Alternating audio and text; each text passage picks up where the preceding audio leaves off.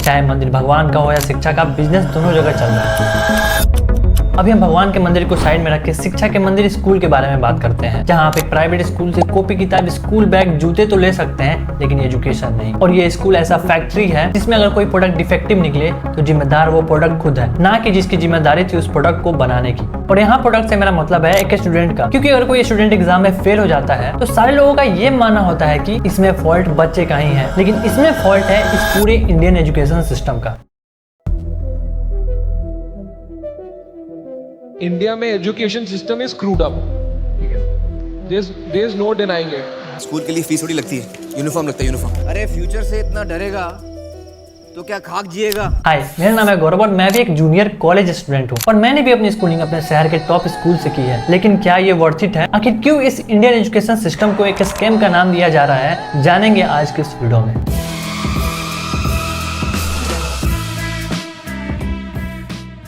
आज जो इंडिया में एजुकेशन सिस्टम चल रहा है वो ब्रिटिश ने 1835 में एप्लीकेबल किया था, लेकिन ब्रिटिश रूल के पहले इंडिया में गुरुकुल प्रथा थी जो कि द्वापर और त्रेता युग से चली आ रही थी। और इस गुरुकुल में 5 साल से 25 साल तक के बच्चे अपने गुरु के ही घर पे रह के शिक्षा दीक्षा लिया करते थे, जिसमें वैदिक शास्त्र, mathematics, astronomy, philosophy, ethics, warfare जैसे स्किल को प्रैक्टिकली सिखाया जाता था। और इस गुरुकुल को थोड़ा मॉडिफाई करके ही तो वर्ल्ड का सबसे बड़ा विश्वविद्यालय तक्षशिला, वर्ल्ड का दूसरा विश्वविद्यालय नालंदा और विक्रमशिला जैसे विश्वविद्यालय भारत के पास थे। और इनके वैसे हम भारत को सोने की चिड़िया और जगत गुरु कह पाते थे। लेकिन ये सब ब्रिटिश रूल के साथ खत्म हो जाता है कि 19th सेंचुरी में इंग्लिश एजुकेशन को अंग्रेजों ने भारत में इंट्रोड्यूस किया और इसी के साथ legislative act of the council of India का एक लॉ पास हुआ, द इंग्लिश एजुकेशन एक्ट 1835, जिसके 3 मेन एजेंट्स थे जो एजुकेशन सिस्टम को इन्फ्लुएंस कर रहे थे। पहला ब्रिटिश गवर्नमेंट और ईस्ट इंडिया कंपनी, दूसरा क्रिश्चियन मिशनरीज, तीसरा इंडियन इंटेलेक्चुअल एंड रिफॉर्मर्स। और इस इंग्लिश एजुकेशन का कमांड दिया गया governor general of British east India company यानी थॉमस मैकुले को। और इन मैकुले साहब का आइडियोलॉजी काफी लंबा चौड़ा है, लेकिन एक शॉर्ट समरी है जिसे मिनट ऑन इंडियन एजुकेशन कहा जाता है। इसके अकॉर्डिंग मैकुले का ये मानना था कि पहले जो हमारा गुरु परंपरा वाला शिक्षा व्यवस्था था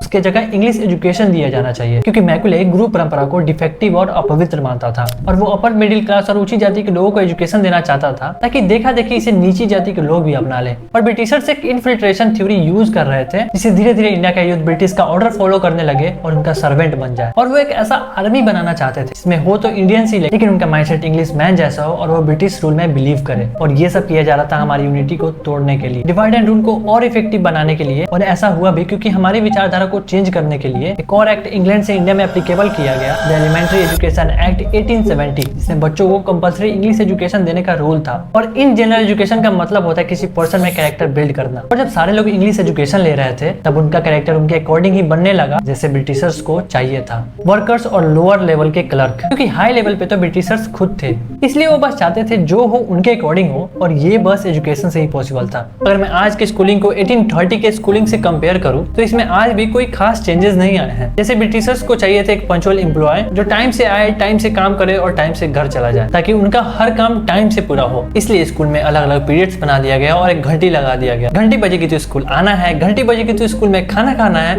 और घंटी बजेगी तो स्कूल से चले जाना है, ताकि हर कोई इस घंटी को फॉलो करने का माइंडसेट बना ले, ताकि जब यही लोग फैक्ट्रीज में मजदूर बने तो घंटी से काम करने में कोई दिक्कत ना हो। और ब्रिटिशर्स को चाहिए थे ऑर्डर फॉलो करने वाले जो अपना दिमाग ना लगाए और जो बोला जाए उतना ही करे। जैसे फैक्ट्रीज में काम करे तो वहाँ के पॉलिसीज फॉलो करे बिना किसी आपत्ति के। इसलिए स्कूल में फिक्स सिलेबस बना दिया जिसमें जो है वही पढ़ना है, कुछ आगे नहीं कुछ पीछे नहीं। और जो ऑर्डर फॉलो ना करे उनको मारो पीटो, क्लास से बाहर निकालो, बेइज्जती करो। और इसके लिए स्कूल में टीचर्स को रख दिया ताकि जब ये लोग फैक्ट्री में जाए तो डर के काम करे बिना अपना दिमाग लगाए। और एक चीज जो ब्रिटिशर्स को बिल्कुल नहीं चाहिए था वो था लीडरशिप क्वालिटी, ताकि इंडियंस आगे चल के प्रोटेस्ट ना करे, अपने ओरिजिनल आइडियाज ना बनाए। इसलिए वो एक वीक पर्सनालिटी डेवलप करना चाहते थे जो सिर्फ कॉपी करना जाने। और वो चाहते थे हम इंडियंस में कभी कोलैबोरेशन ना हो, भाईचारा ना हो। इसलिए उन लोगों ने कंपटीशन का माइंड गेम शुरू किया। जैसे एक क्लास में 60 बच्चे फिर भी टॉपर कोई एक ही होता है, इसलिए बच्चे एक दूसरे की मदद नहीं करते ये सोच के कि वो एक दूसरे के बराबर आ जाएंगे। और इस पूरे एजुकेशन सिस्टम से लोगों में एक ऐसा पर्सनालिटी डेवलप हुआ जिसमें बॉन्डिंग कभी बनेगी ही नहीं, ट्रस्ट होगा ही नहीं, लीडरशिप कभी समझ में आएगा ही नहीं और ओरिजिनल आइडियाज के बारे में कोई सोचेगा ही नहीं। करना क्या है, बस कॉपी पेस्ट और अपने सुपरवाइजर का आंख बंद करके ऑर्डर फॉलो करना। फॉर एग्जांपल बाकी की कंट्रीज जैसे अमेरिका, चाइना, जापान, जर्मनी और रशिया में अगर किसी ने एक नया यूनिक प्रोजेक्ट स्टार्ट किया तो वहाँ पे इसके लिए कमेटी बनाई जाती है जिसमें लोग एक टीम की तरह ग्रुप में काम करते हैं। वहीं इंडिया में आज भी मार्केट में कोई यूनिक प्रोडक्ट आता है तो उसके अगले ही दिन उसके 10 कॉपी मार्केट में बन जाते हैं और हम इंडियंस की मेंटेलिटी ऐसे ही है, क्योंकि आज भी हमें 200 साल पहले बनाई गई स्कूल में एजुकेशन दिया जाता है। चाहे आपको चेंजेस दिख रहे हो, लेकिन एंड प्रोडक्ट मैकुले के अकॉर्डिंग ही है। और ये भी तो देखो, जैसे 1830 में क्लासरूम एजुकेशन शुरू हुआ था, अभी भी वैसे ही चल रहा है, जिसमें ब्रिटिशर्स ने फिलोसफी, एथिक्स, मोरल वैल्यूज और मेटाफिजिक्स जैसे सब्जेक्ट को एजुकेशन सिस्टम से हटा दिया था और ज्यादा फोकस किया साइंस और मैथ पे। और अभी भी हमारी सोसाइटी में अगर आपको इंग्लिश बोलना, लिखना, समझना नहीं आता तो आपको इलिटरेट और अनस्किल्ड माना जाएगा, लेकिन ये रियलिटी नहीं है। फिर ये हमारे दिमाग में कहां से आया? मैं पहले ही बता चुका हूँ कि इंग्लिश एजुकेशन एक्ट से ब्रिटिशर्स हम लोगों को अपने जैसा बनाना चाहते थे, जो इंग्लिश समझ सके, और ये इंग्लिश कल्चर हम आज भी फॉलो करते हैं। तो अब बोलोगे कि हम इंग्लिश बोलना और पढ़ना ही छोड़ दे? अरे नहीं, मैं बस इतना कह रहा हूँ कि ये कम्युनिकेटिंग लैंग्वेज है जो इतना भी इंपॉर्टेंट नहीं है जितना में स्कूल में इसके बारे में बताया गया है। क्योंकि अदर कंट्रीज जो इंडिया से ज्यादा डेवलप्ड हैं, वो तो अपने स्कूलों में अपनी नेटिव लैंग्वेज में ही एजुकेशन देते हैं। जैसे फ्रांस में फ्रेंच में ही पढ़ाई होती है, जर्मनी में जर्मन में, जापान में जैपनीज में और चाइना में मैंडरिन चाइनीज में। फिर भारतीय लोग अपने हिंदी और 22 शेड्यूल लैंग्वेजेस के अलावा 780 भाषाओं को छोड़ के इंग्लिश एजुकेशन के लिए क्यों पागल है? और ये मैं यकीन से कह सकता हूँ, आप में से शायद ही किसी ने 10th के बाद Hindi as a main subject लिया होगा। देखो, मुझे इंग्लिश एज अ लैंग्वेज से कोई प्रॉब्लम नहीं है, बस प्रॉब्लम है उस इंग्लिश मेंटेलिटी से जो आज से 200 साल पहले ब्रिटिश ने हमें कमजोर दिमाग वाला बनाने के लिए बनाया था। और ये सब सुनने के बाद 4 कॉमन क्वेश्चंस बनते हैं। पहला, अगर इंडियन एजुकेशन इतना ही खराब है तो क्या हम स्कूल जाना छोड़ दें? दूसरा, ये सब जो मैं इंडियन एजुकेशन के बारे में बोल रहा हूँ, ये सच भी है या नहीं? तीसरा, जिनके पास पावर है स्कूल के फ्रेमवर्क को चेंज करने का, वो क्या कर रहे हैं? चौथा, जो इस रियलिटी को जानते हैं, आखिर वो इस एजुकेशन सिस्टम से कैसे एस्केप करते हैं? और रिपोर्ट के अकॉर्डिंग इंडिया में 1.5 मिलियन स्कूल है, जिसमें 60 to 70% तो गवर्नमेंट स्कूल ही है। और गवर्नमेंट स्कूल की हालत तो वैसे ही खराब है, जहाँ ना तो टीचर्स काबिल है और ना ही इंफ्रास्ट्रक्चर बढ़िया है। और बच्चे 30 से 40% स्कूल जो प्राइवेट है, जहाँ कंपैरेटिवली टीचर और इंफ्रास्ट्रक्चर तो बढ़िया है, लेकिन ये प्राइवेट स्कूल अब बिजनेस मॉडल बन गया है। हालांकि RTE एक्ट 2009 के अकॉर्डिंग सारे पब्लिक और प्राइवेट एजुकेशन एंटिटीज एक नॉन प्रॉफिटेबल एंटिटी होने चाहिए, लेकिन प्राइवेट स्कूल और कोचिंग सेंटर इस तरह से चलाया जाता है जिसमें पैसा ब्लैक में भी बने। इसलिए अब तो MP और MLA ही एजुकेशन सेक्टर के ट्रस्टीज बन रहे हैं। जिनके पास पावर है वो तो खुद इस सिस्टम का हिस्सा है, और कोई बिजनेसमैन ये थोड़ी ना चाहेगा कि उसके बिजनेस में लॉस हो। और रही बात जो इस स्कूलिंग की रियलिटी को जानते हैं, या तो वो अपने बच्चों को स्कूलिंग ही नहीं कराते, या तो वो अपने बच्चे को अब्रॉड से एजुकेशन दिलाते हैं। और इस साल ही लगभग 1.3 मिलियन स्टूडेंट इंडिया से अब्रॉड जा चुके हैं। और अब खुद सोचो, बड़े बड़े फिल्म स्टार और बिजनेसमैन अपने बच्चों को शुरू से ही अब्रॉड में रखते हैं और वहीं से उनका स्कूलिंग और हायर एजुकेशन कंप्लीट कराते हैं।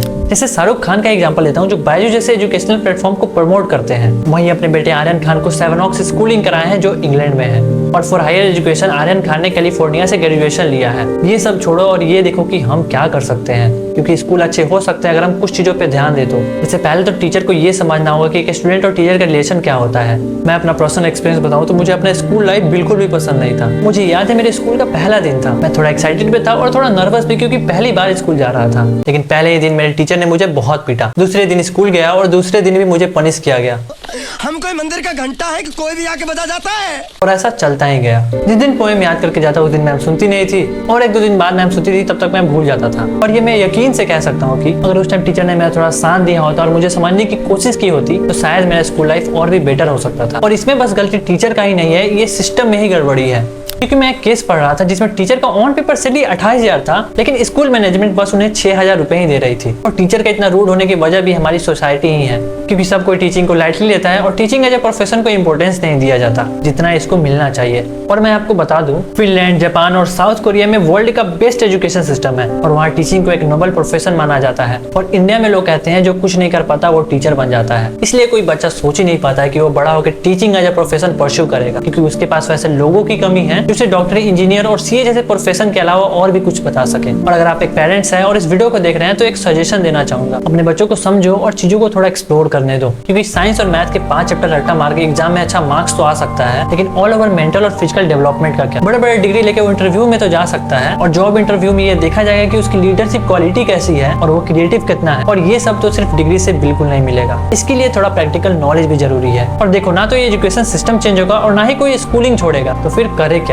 सिंपल है, किताबी पढ़ाई के अलावा कुछ स्किल्स अपने में डेवलप करो, थोड़ा क्रिएटिव बनो, ताकि सिस्टम से बाहर आके भी कुछ कर सको। और जब तक इस स्टेप से बाहर नहीं निकलोगे, अपना कंफर्ट जोन नहीं छोड़ोगे, तब तक आप अपना ड्रीम लाइफ नहीं जी सकोगे। और नहीं निकले तो किसी और के सपनों के लिए काम करते रह जाओगे। और ये बात सिर्फ स्टूडेंट के लिए नहीं थी, ये सबके लिए थी, चाहे वो टीचर हो या पेरेंट्स। चीजों को थोड़ा एक्सप्लोर करो और करने दो। और अगर आप मेरे किसी भी बात से एग्री या डिसएग्री हैं तो कमेंट बॉक्स खुला है, आप अपना ओपिनियन जरूर दे, ताकि मैं भी जान सकूं कि मैं कितना गलत और कितना सही हूँ। जय हिंद।